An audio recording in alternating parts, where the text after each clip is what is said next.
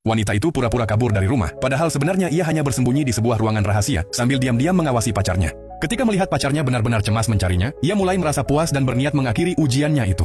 Namun saat hendak keluar, ia tiba-tiba menyadari sesuatu. Pintu menuju ruang rahasia itu tidak bisa dibuka. Awalnya, ia sama sekali tidak menganggap situasi itu serius.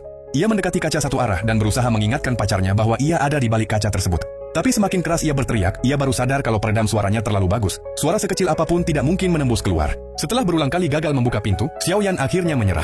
Untungnya, ada satu orang lain yang mengetahui keberadaan ruang itu. Begitu orang itu datang, ia pasti bisa diselamatkan.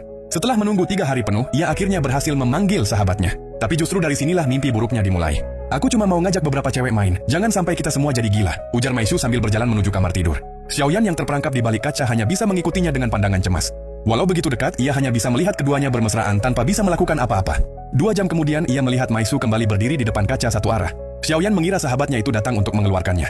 Namun siapa sangka, hati perempuan itu ternyata jauh lebih kejam dari yang ia bayangkan. Maishu bukan hanya berniat merebut pacarnya, tapi juga ingin mengurung Xiaoyan selamanya di ruang rahasia itu.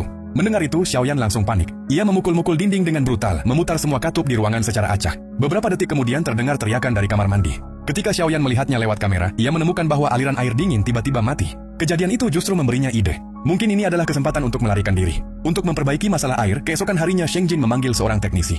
Setelah memeriksa, teknisi itu menyarankan untuk membobol dinding dan memasang ulang pipa. Sheng Jin sudah menyetujui saran itu. Namun Xiaoyan yang terlalu bersemangat tidak mendengar percakapan tersebut. Untuk menarik perhatian, ia kembali membuka katup air. Tanpa ia sadari, tindakan itu membuat teknisi mengira bahwa pipa-pipanya baik-baik saja.